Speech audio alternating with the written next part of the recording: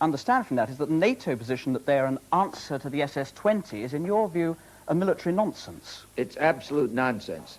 There was no military requirement for the Soviets to introduce the SS-20s. After they did so, it did not change the nuclear balance between the powers. It changed the numbers in Europe, but it did not change the balance in any way. There was no military requirement for NATO to introduce Pershing IIs and cruise missiles into Europe. I think many, if not most, military and political authorities, both in Western Europe and in the U.S., would agree with that contention. What is said is that there's a political requirement, as I think you referred to earlier. There's a belief among many in Europe that those weapons are a sign of U.S. determination to support Europe. So long as Europe believes that, and because confidence is a foundation of NATO's strength and unity, I would be willing to see them deployed there. But they tend to destabilize the deterrent situation. And one of the basic principles we must accept in this nuclear world, and on which we must build actions to try to reduce the use of these weapons, one of the basic principles is that each side, NATO and the Warsaw Pact, the U.S. and the Soviet Union, must maintain a stable deterrent. We must have confidence in our ability to stop our opponents from using nuclear weapons. If we act, or our opponents act, in ways that reduce that confidence, that increases the danger of what you referred to as preemptive attack. In a word, those Pershing II weapons, it might take just 10 seconds more, those Pershing II weapons are looked upon by the Soviets, I think quite incorrectly, but nonetheless looked upon by the Soviets as destabilizing weapons, because with their short flight time, the Soviets feel they may, to use their term, decapitate their command and control system. In a word, Mr. McNamara, you're saying that if unilaterally we were to withdraw Cruise and Pershing from Europe, the day after would get further away. Yes, that is one action, a relatively small and unimportant action, but an action that would reduce the risk of nuclear war, and one, and therefore I'm in favor of, as soon as it can be done without reducing the confidence of the Europeans in U.S. support of the defense of Europe. Mr. McNamara, thank you very much for being with us. Thank you. Thank you, sir. Mr. McNamara is, with his thinking, trying to work towards more safety, still within the present framework of an ultimate nuclear deterrent. But of course there is a body of opinion which believes that no safety is possible at all so long as we have any nuclear weapons at all in Britain. Joan Ruddock is the chairperson of the Campaign for Nuclear Disarmament. Joan Ruddock, if CND's priority is to get rid of all nuclear weapons from UK soil, that doesn't necessarily mean we won't have a nuclear war, does it? Because there could be one between the two superpowers on the continent. That's correct. While any states actually have nuclear weapons, and while there is a competition between states that could lead to conflict, then clearly there could be a nuclear war, and any state could actually suffer the effects of that war. But then are you really as relevant as some of your supporters make out? Absolutely, because unless we're to accept the inevitability of the nuclear arms race, the way in which it is going on and becoming more and more dangerous with more weapons and modern types of weapons with great accuracy, of which McNamara has spoken, then we have to make some move to halt that arms race. And in our country, we have to ask ourselves, have we got any use for nuclear weapons whatsoever in terms of a real defense policy for us? And our answer to that is that we have no use for nuclear weapons, and that by having those nuclear weapons, we actually present targets to other states that have nuclear weapons. Now, your recent conference, of course, decided to get out of NATO. But you do still, don't you, believe in holding conventional weapons and, if necessary, using them against an alien threat?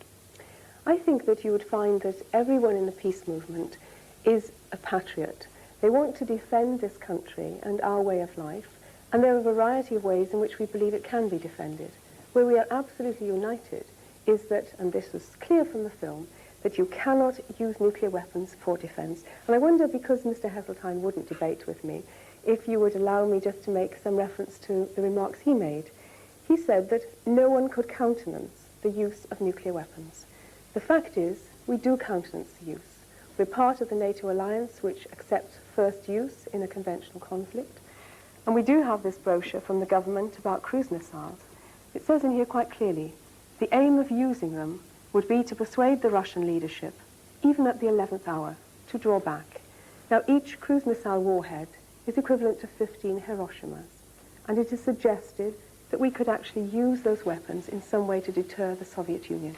That is a nonsense, and nothing Sir Leslie Maver can say about civil defense will protect our people in the circumstances of using those missiles. Nevertheless, the Soviet Union might still have to be dealt with in some way. You have said that your supporters are patriots, which nobody doubts, or only a few people doubt.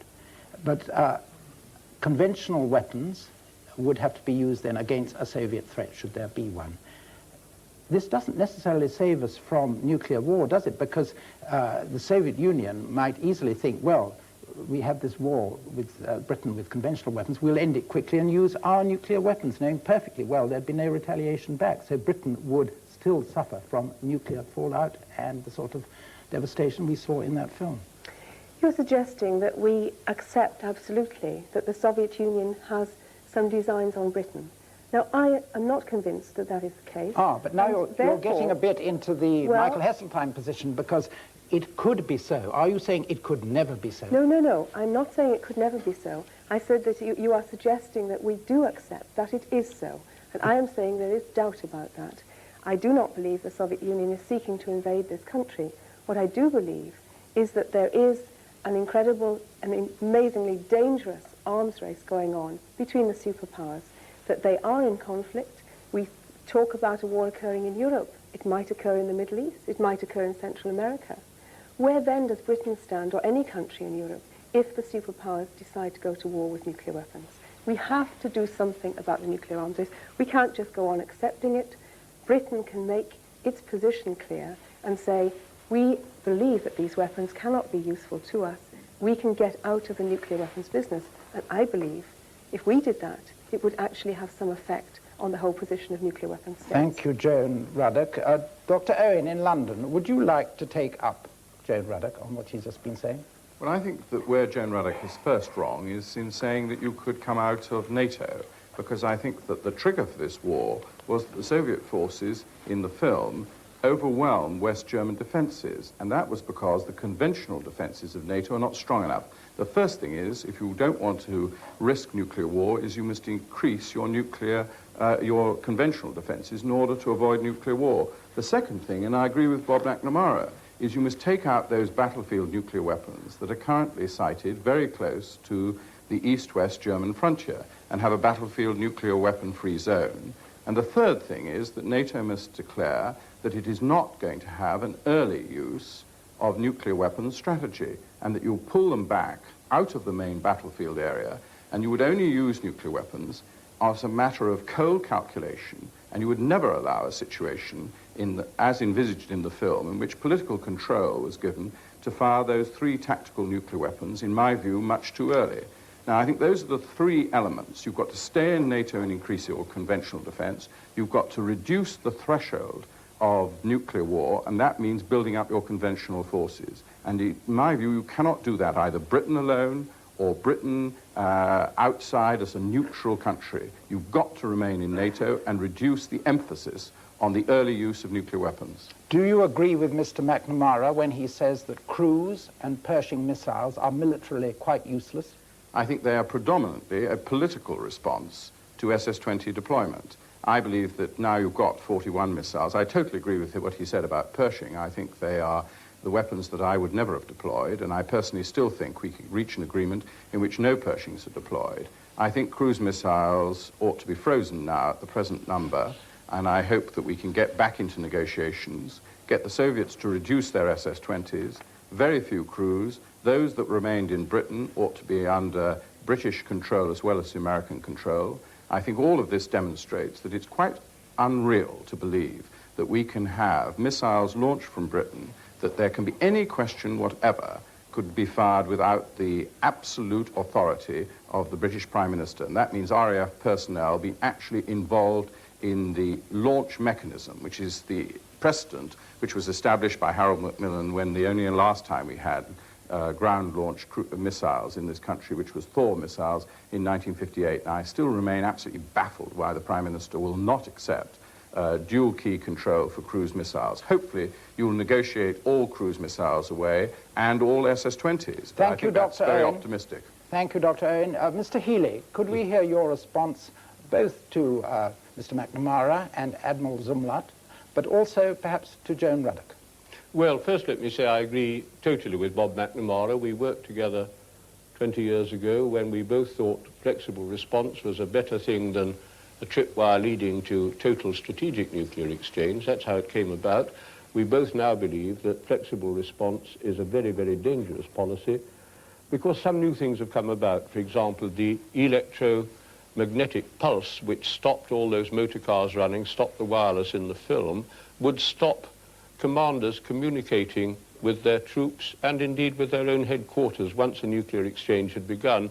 And this is why, frankly, I think that the cruise deployment is an idiocy, because the cruise missiles are designed to be fired at communications headquarters inside the Soviet Union.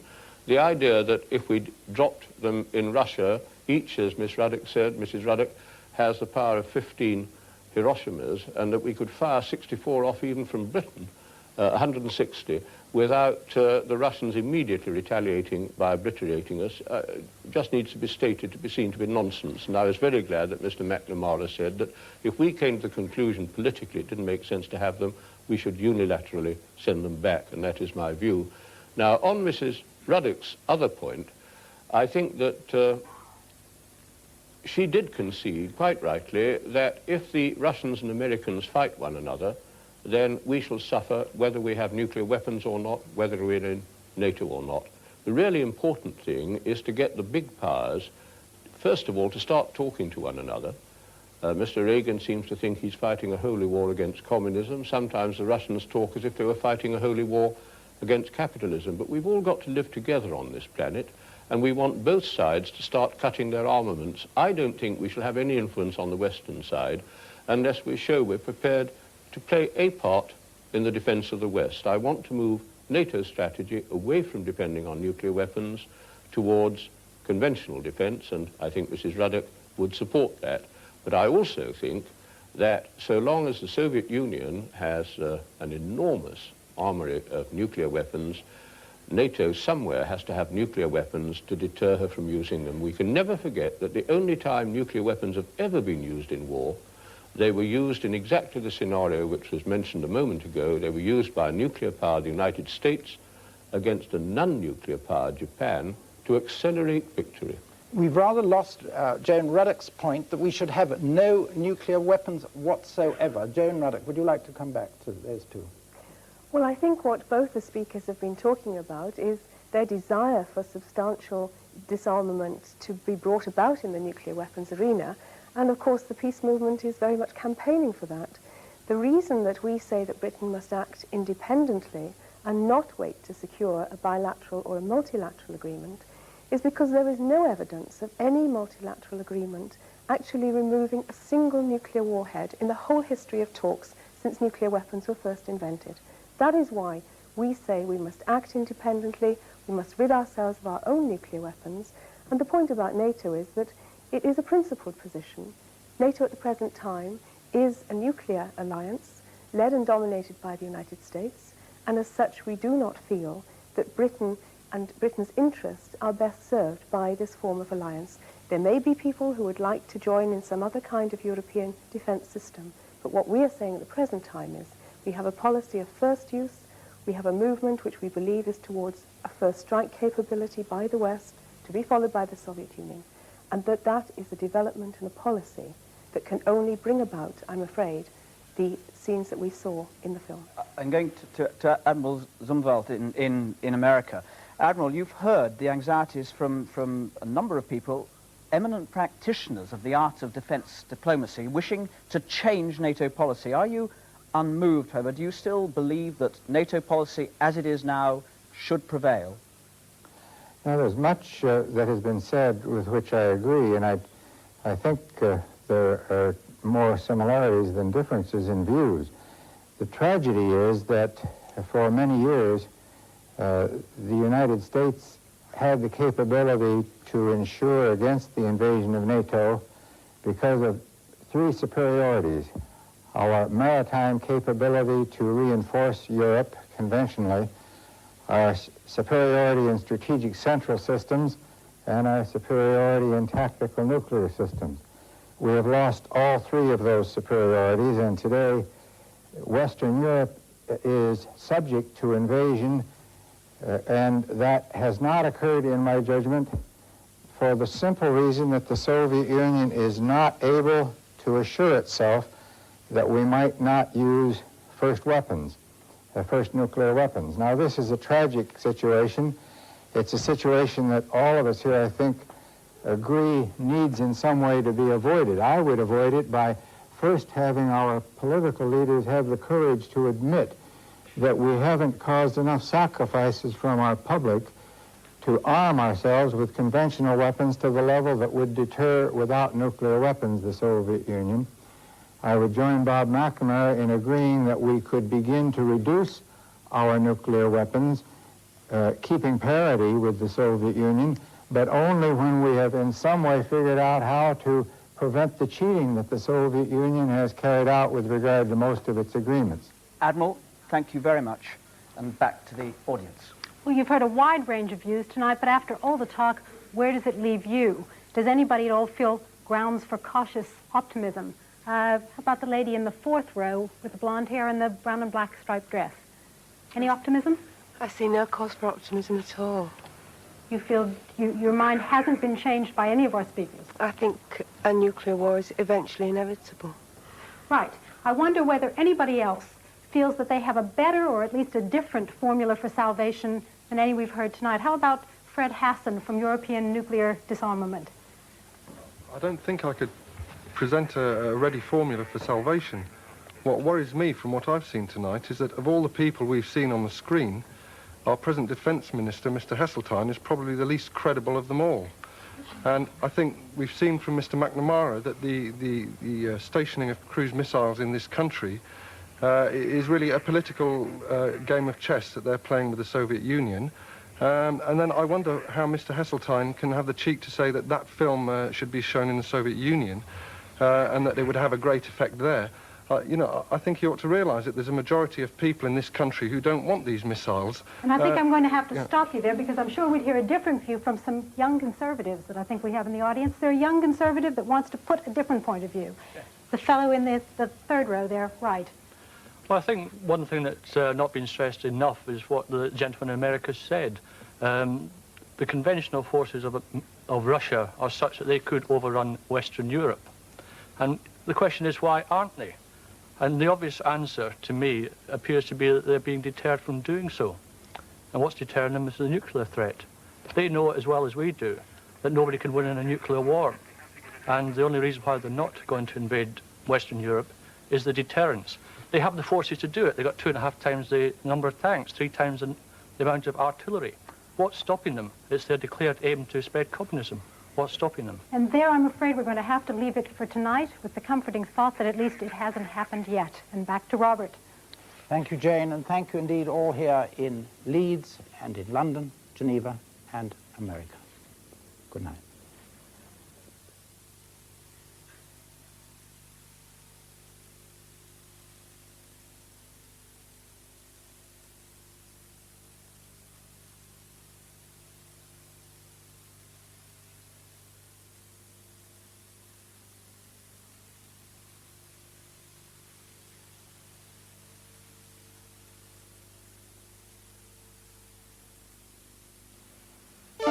This is the martini time of day.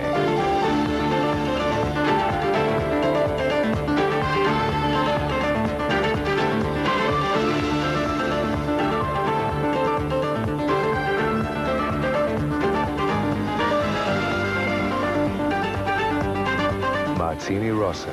Anytime, any place, anywhere, because martini is the right one.